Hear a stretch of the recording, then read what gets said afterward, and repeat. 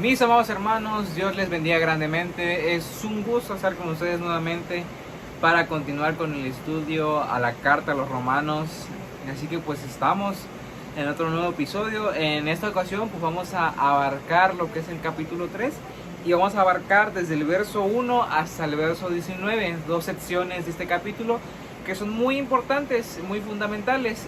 No sé cómo se escucha el audio, de repente se escuchan un poco de ruido ahí en el ambiente, es porque está cayendo una torrencial lluvia, así que voy a tratar de hablar un poco fuerte y que se escuche más o menos bien, ya que por contingencias no tengo los micrófonos, ¿no? Pero vamos a comenzar con el estudio, pero antes vamos a orar a Dios para que nos guíe en este tiempo. Bendito Dios y Padre Santo, te doy gracias en esta hora, Señor, porque me permites estar aquí para exponer tu palabra. Te ruego, Señor, me guíes y me ayudes y que esta palabra que va a ser expuesta el día de hoy sea para edificación de cada uno de aquel que lo escucha, que sea de bendición y que podamos tener una enseñanza, podamos tener una instrucción el día de hoy, que nos hables por medio de esta palabra que va a ser impartida. Padre, te agradezco por todo, Señor. Gracias te doy en el nombre poderoso de Cristo Jesús. Amén. Bien, pues vamos al texto bíblico.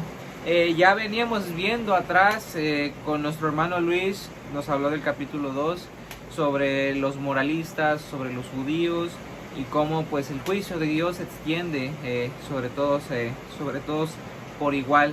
Pues hoy vamos a ver algo muy importante, y en esta primera sección vamos a ver cómo Pablo refuta pues el evangelio a aquellos que pues se oponían, a aquellos que trataban de desviar el mensaje del evangelio hacia ciertas cosas que pues no iban de acuerdo.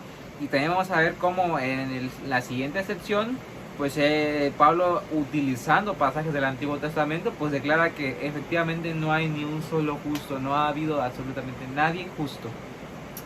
Así que vamos a leer la primera parte de esta sección, que es de Romanos 3 del 1 al 8, y dice de la siguiente forma: ¿qué ventaja tiene pues el judío, o de qué aprovecha la circuncisión? Mucho, en todas maneras. Primero, ciertamente que les ha sido confiada la palabra de Dios, pues que si alguno de ellos ha sido incrédulo, pues que si algunos de ellos han sido incrédulos, su incredulidad habrá hecho nula la fidelidad de Dios. A modo de pregunta: de ninguna manera, antes bien sea Dios veraz y todo hombre mentiroso, como está escrito, para que seas justificado en tus palabras y venzas cuando fueres juzgado. Y si nuestra injusticia hace resaltar la justicia de Dios, ¿qué diremos? ¿Será injusto Dios que da castigo? Hablo como hombre, entre paréntesis. En ninguna manera. De otro modo, ¿cómo juzgaría Dios al mundo? Pero si por mi mentira la verdad de Dios abundó para su gloria, ¿por qué aún soy juzgado como pecador? ¿Y por qué no decir, como se nos calumnia, y como algunos cuya condenación es justa afirman que nosotros decimos, hagamos males para que vengan bienes? Eso es lo que nos plantea Pablo en esta primera sección de la carta, de ese capítulo 3 de la carta a los romanos. Y es un pasaje un poco complicado. Aquí Pablo pues hace ciertas preguntas que resultan un poco tediosas al momento de leer, y que hay que leer con detenimiento y tratar de comprender la postura que quería hablar Pablo para no revolvernos en este asunto, pero vamos a desglosarlo en esta hora, qué es lo que nos quería decir Pablo con ello. Y es que esto pues es una refutación a aquellos detractores, a aquellos que se habían desviado, y pues sobre todo pues esto es dirigido a los judíos, ¿no? Una discusión de Pablo. Algunos dicen, ¿no?, que es el Pablo cristiano contra el Pablo judío, no es como una conversación imaginaria entre ellos dos, o es como una conversación pues entre un cristiano muy preparado y un judío que se refutan. Bueno, esto es más o menos esta sección del capítulo de este capítulo de Romanos, y es una sección de contienda, es una contienda, es una discusión, es una refutación. Es cuando, por decirlo así, como cuando tú estás presentando el evangelio y alguien está refutando lo que tú estás diciendo. Hay gente que cuando tú compartes el evangelio, pues de alguna forma genuina realiza preguntas para tratar de entender mejor lo que le estás diciendo.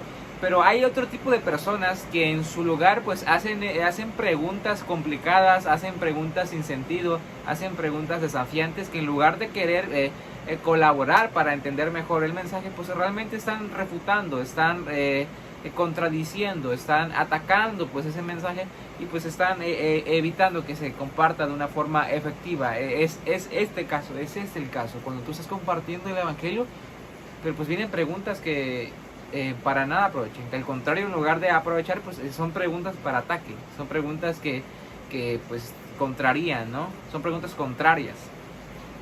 Pues eso es lo que estamos viendo en este momento. Y bueno, Pablo describió las ventajas de los judíos. ¿Cuál era? Pues principalmente se les confiaron las palabras mismas de Dios.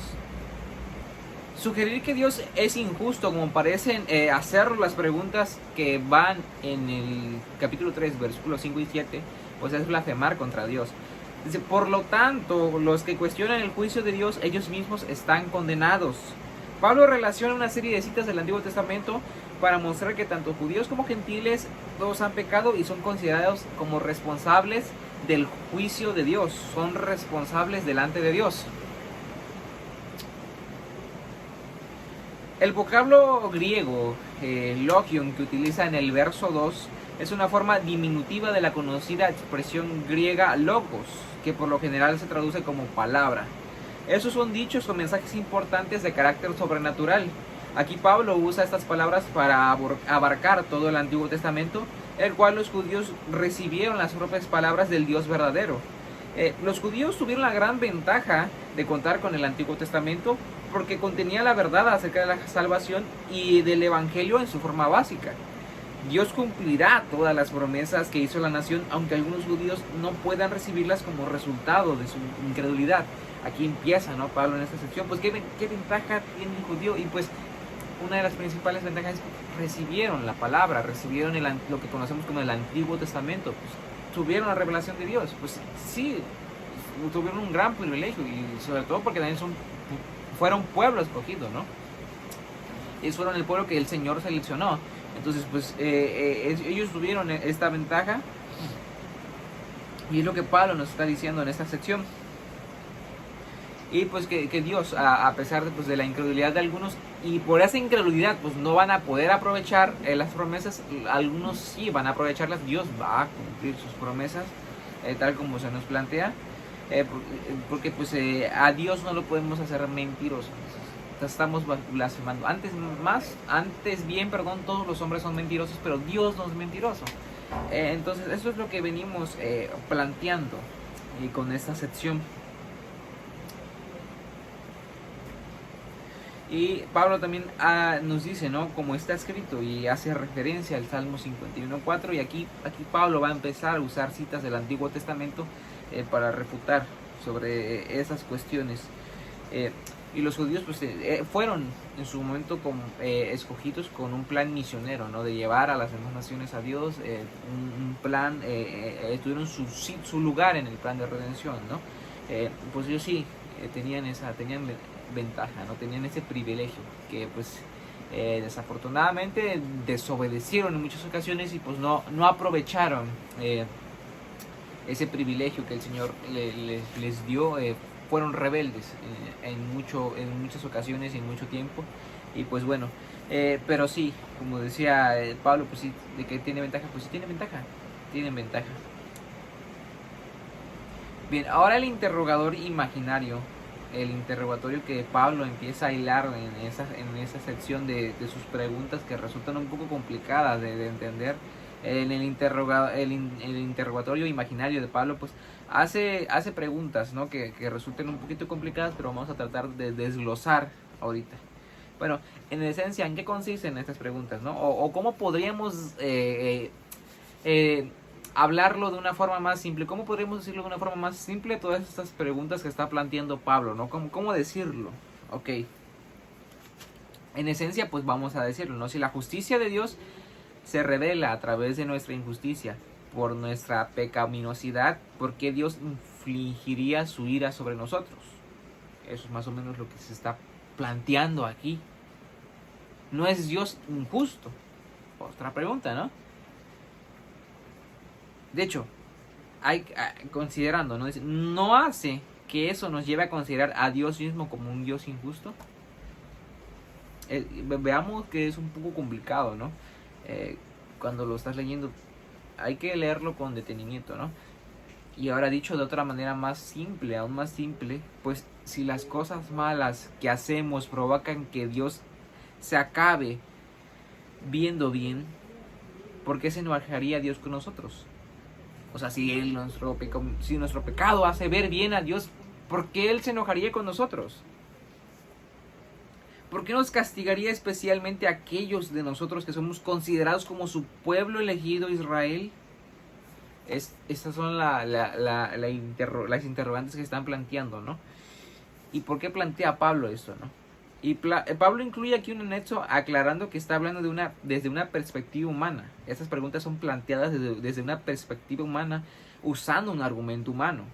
Muchas traducciones ponen la última oración entre paréntesis para mostrar que Pablo quería dejar claro a sus lectores lo ridículo que eran esas preguntas.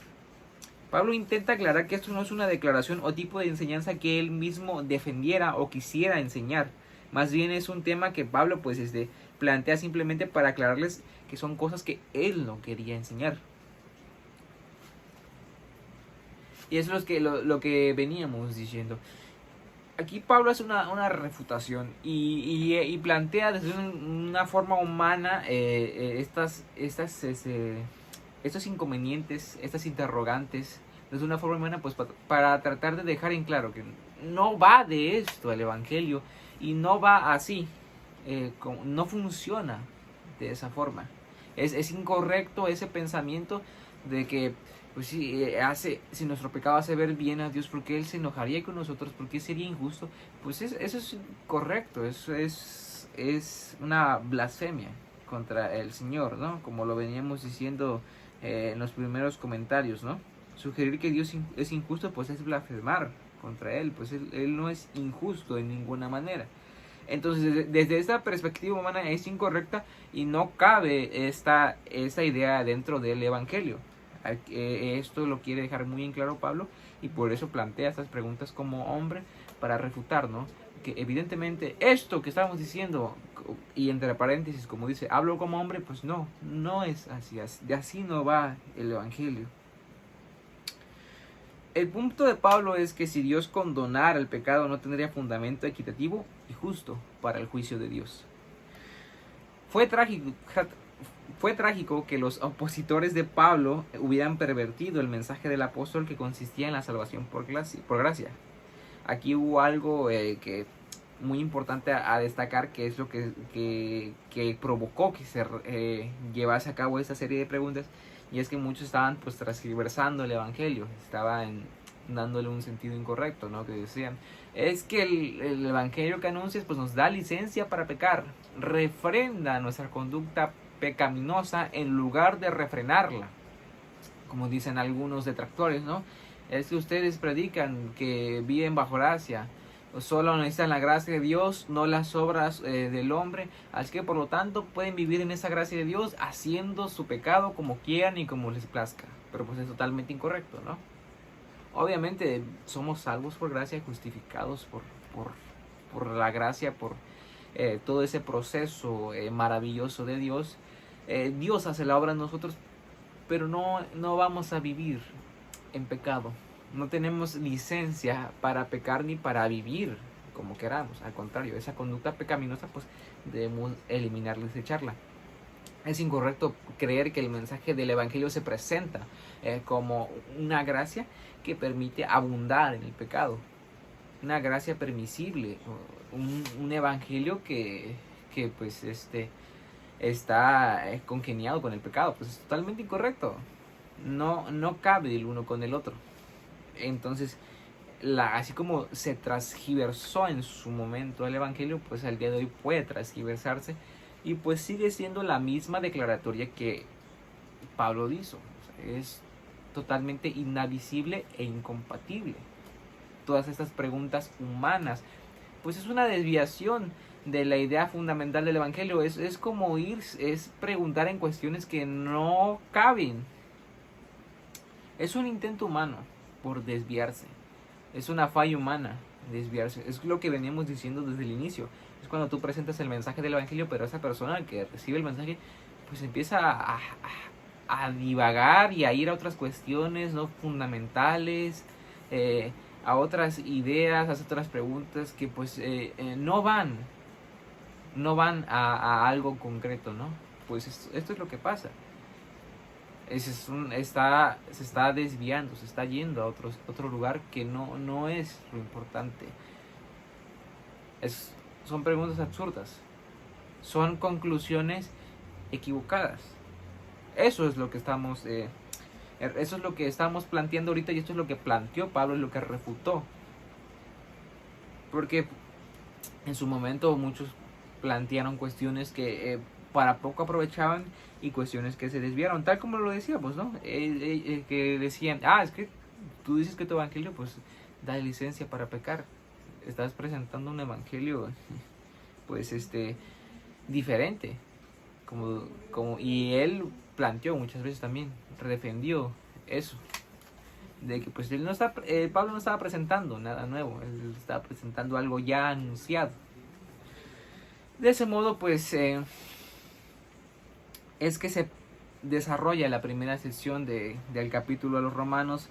Es como un paréntesis, ¿no? Es como un momento donde nos paramos para aclarar estas cuestiones. Es como si estuviéramos viendo una evangelización, ¿no? Y Pablo comienza fuerte hablando de pues la culpabilidad del hombre, el poder del evangelio.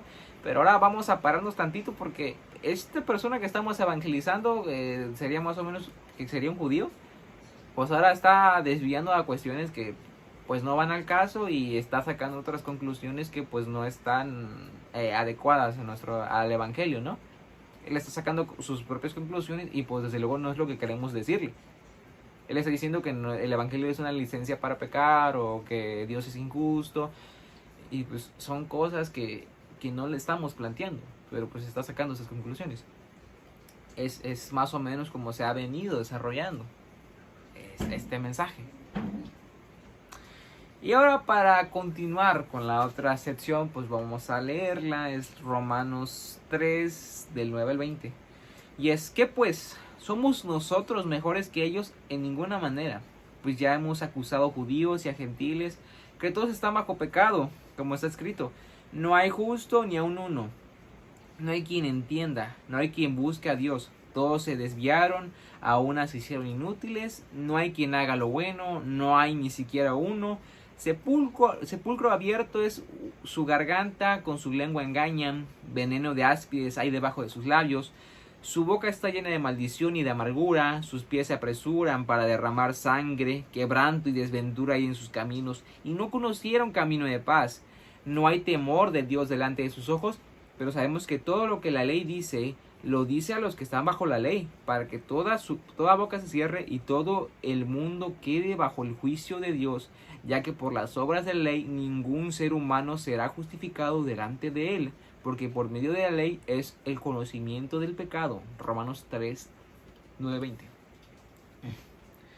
Pablo aquí hace una referencia de nosotros, y eso pues es probable que se refiera a los cristianos que recibirían esta carta en Roma. Los cristianos no tienen en sí mismos una naturaleza superior a la de aquellos a quienes Pablo ha declarado bajo la condenación de Dios. Pues nosotros estamos en esta posición ahorita de cristianos por gracia, ¿no? Entonces, nosotros no hemos sido superiores, y ya lo ha venido desarrollando Pablo atrás, ¿no? La culpabilidad del hombre, y ahorita lo va a desarrollar aún más.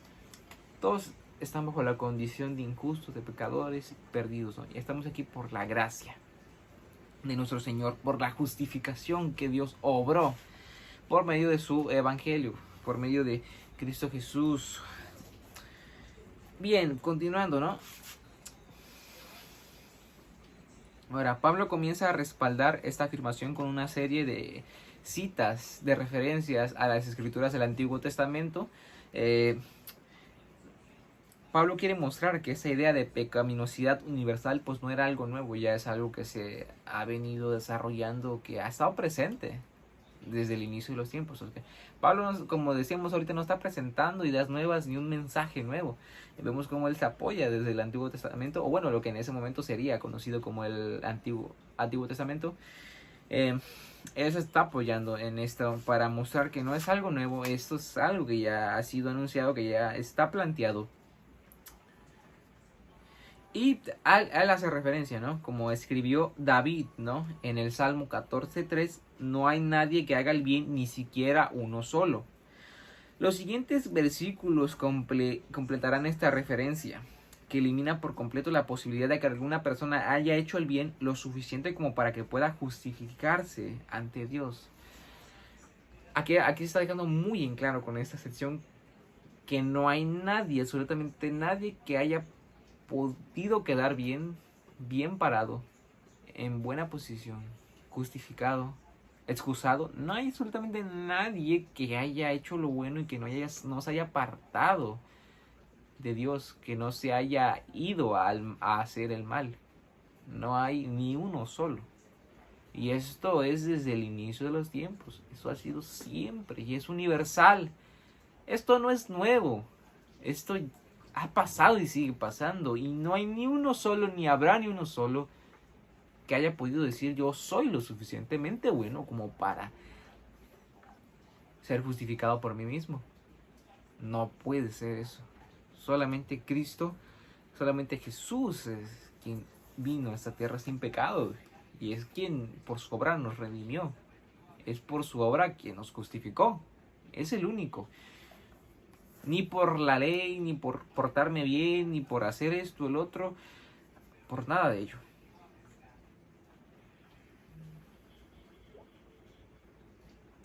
Bien, este versículo se cita a menudo y por una buena razón. La idea de que todas las personas, sin excepción, necesitan la salvación, pues es un punto clave del Evangelio. Las Escrituras no dejan lugar para que nadie diga que es lo suficientemente bueno para merecer el cielo.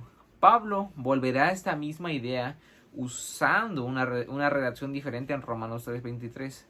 El hombre es incapaz de comprender la verdad de Dios o captar la medida de justicia.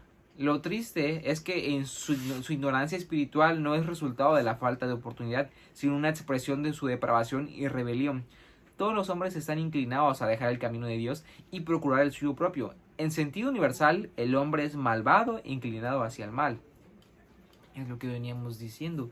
No hay ni uno solo que no se haya apartado. Todos hemos ido en pos del mal. Todo. Y ni porque haya habido pecados pequeños, ni porque haya habido una conversión pequeñita, que tú digas, ese es mi testimonio, no es muy grande. Quizás yo no hice tantas cosas malas como para decir, hay mucha abundancia de gracia como para decir, de dónde me sacó el Señor. Todo, absolutamente todos se han desviado, están en pecado y sin el Evangelio, sin recibir la justificación, pues están en esa condenación. Entonces no hay ni uno solo justo, no hay ni uno solo bueno. No hay ni uno que pueda decir, es que yo no me puedo acercar a Dios porque sería hipócrita de mi parte, yo he hecho mal. ¿Cómo puedo acercarme a Dios? Pues es que nadie puede, nadie ha hecho lo suficientemente bien, nadie ha hecho lo adecuado, nadie ha sido perfecto como para poder decir yo puedo acercarme a Dios confiadamente por mis propias obras, por mi propia justificación. De ninguna forma. Creemos que para buscar a Dios tenemos que estar bien, tenemos que estar en un buen estado moral, sentirnos que estamos bien, como que creo que soy lo suficientemente santo como para ir a la iglesia y buscar de Dios. Al contrario, el hombre pecador, el hombre que está perdido, es el que necesita del Señor. No necesitas tú sentirte bien, que has sido lo suficientemente santo, que te has portado lo suficientemente bien como para acercarte a Dios. Al contrario, es cuando más necesitas acercarte a Dios, es cuando más necesitas de Dios, es cuando más necesitas responder a ese llamado. De ese modo, ¿qué es lo que queremos decir con todo esto? Pues bueno, es que no hay jactancia en nadie. No hay jactancia ni menor ni mayor de decir, es que yo no cometí tanto pecado. Yo no recuerdo haber cometido pecado. Todos se han apartado del camino del Señor y todos necesitan del Señor. No hay nadie que pueda decir, es que yo no necesito del Evangelio porque soy lo suficiente justo, porque puedo excusarme de alguna u otra forma, de ninguna manera. Ok, y aquí Pablo nos da una lista de, o bueno, una serie de referencias de las antiguas escrituras, citando antiguos autores sobre la condición del hombre, sobre cómo han sido los caminos del hombre al apartarse, qué es lo que ha hallado, y mencionando de forma breve, ¿no? O bueno, algunos. El verso 14 nos habla de maldición, ¿no? A ver.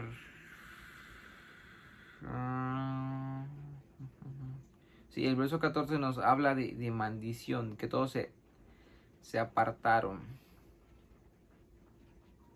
Ok. Sí, el verso 14 nos habla de maldición, y esto es una cita del Salmo 10:7, que se refiere a desear lo peor a alguien y expresar en público ese deseo con palabras despectivas y virulentas. Los versos 15 y 17 son una cita de Isaías 59:7 y 8. El hombre daña y destruye todo lo que toca, y a su paso deja un rastro de dolor y sufrimiento.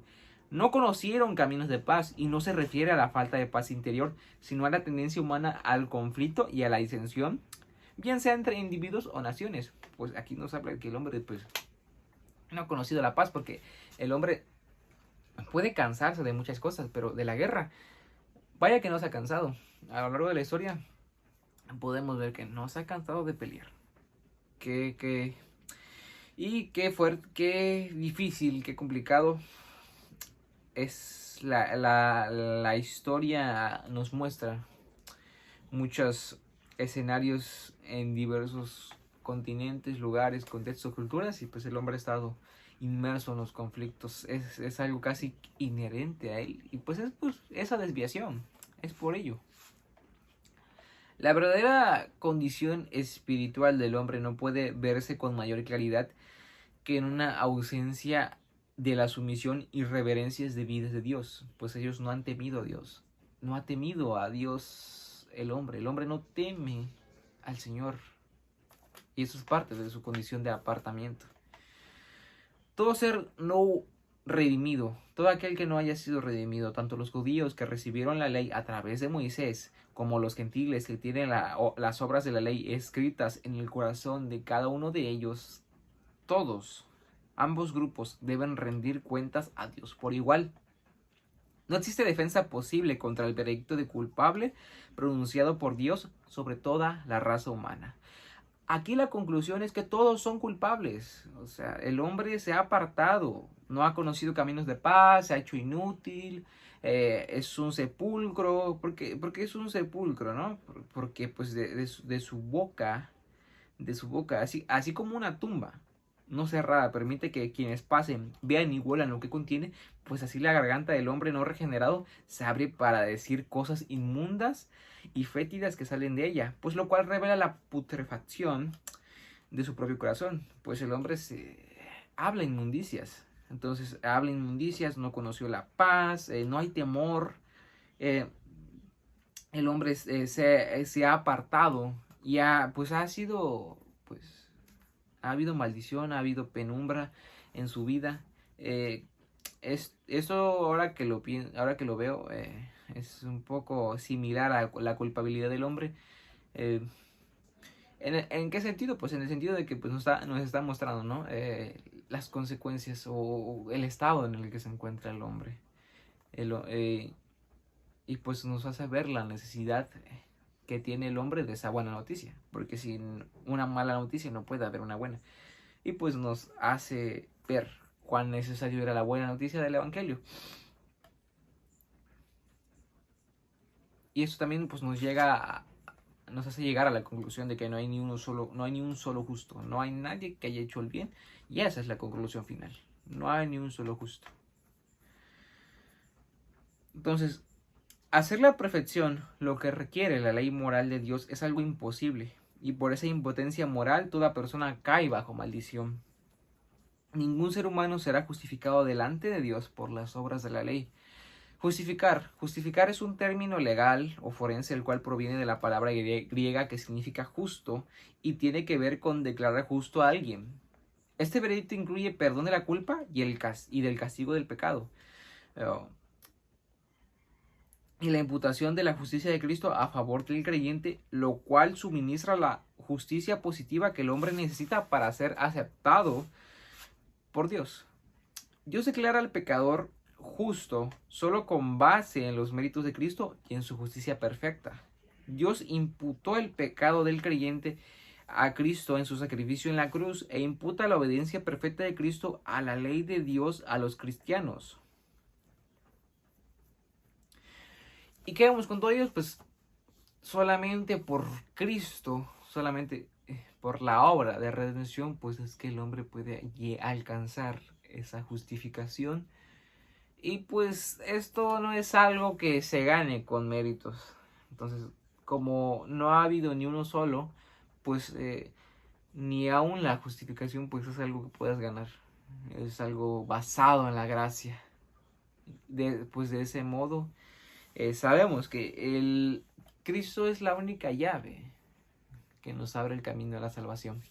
Es el único camino hacia la vida, el único camino hacia el Padre, el camino hacia la salvación, aquel que pues nos lleva hacia la verdad. Entonces Cristo es la respuesta a todo esto que el hombre tiene en su condición, a toda esa desviación, pues Cristo es la respuesta, es el camino correcto. No hay otra forma de vivir que podríamos decir esta es la adecuada. Solamente el camino con Cristo, solamente el seguir a Cristo es el camino adecuado. No hay otro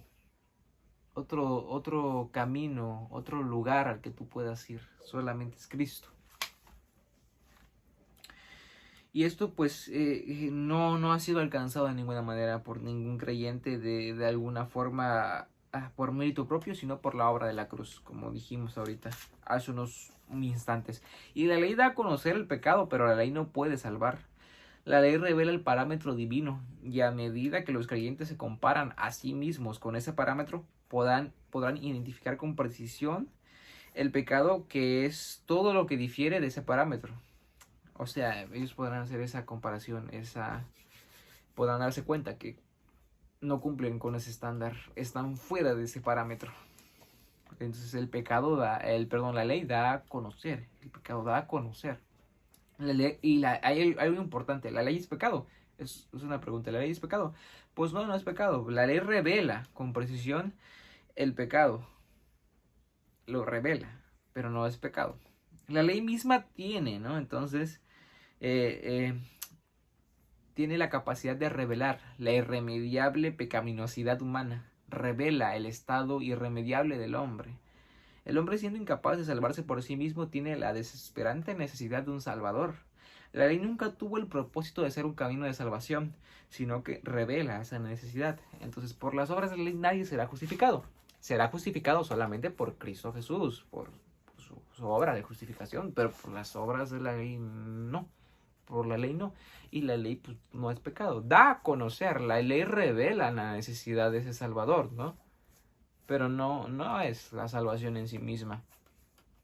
¿Y a qué concluimos con todo esto?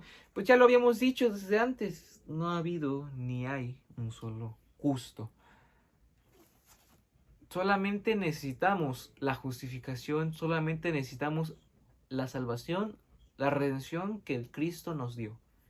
No hay otro camino hacia la vida, no hay otro camino que podamos seguir, solo Cristo.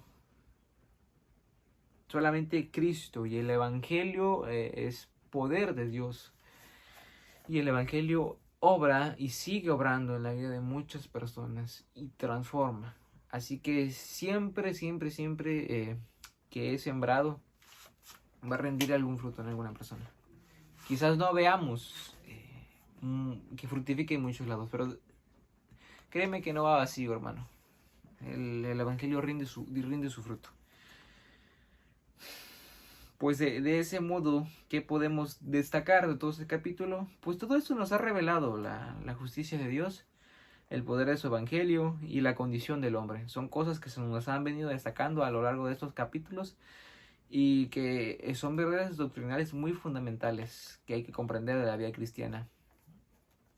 Y nos hace entender también el mensaje del evangelio, ¿no? Que algunos pues se tratarán de desviarse un poquito, pero no hay que sucumbir ante esas desviaciones. Antes bien es necesario conocer bien el Evangelio para poder refutar ante todas esas incongruencias que se nos presentan constantemente. Cuando presentemos el Evangelio nos vamos a ver retados porque va a haber muchos tipos de receptores, muchos caracteres, perdón, muchos tipos de carácter, muchos tipos de posiciones, muchas diferentes vidas que hayan llevado las personas. Va a haber mucha diferencia. Pero siempre, hermano, es importante mantenerse firme en el Evangelio que hemos recibido, conocer adecuadamente la herramienta, esta herramienta de Dios, este mensaje para salvación. Porque solamente necesitamos a Cristo, es lo único que necesitamos. Y es lo que hemos visto a lo largo de estos capítulos. Y es que solamente necesitamos la obra de Dios que se hizo por medio de Cristo Jesús. Y eso no es nuevo. Se ha anunciado, es algo real y que se cumplió. Y que el hombre siempre ha sido inclinado hacia la maldad.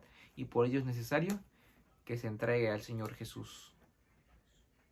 Nos vemos, hermanos, la siguiente semana. Que Dios les bendiga grandemente. Ha sido un gusto para mí estar con ustedes y espero que esto haya sido de edificación para sus vidas. Si tienes algún comentario que nos pueda edificar en esta enseñanza, algo que te gustaría aportar de forma educada, de forma consistente, lógica y elocuente, pues claro, puedes dejarlo abajo en los comentarios. Los estaremos leyendo y que el Señor te bendiga grandemente. Hasta la próxima.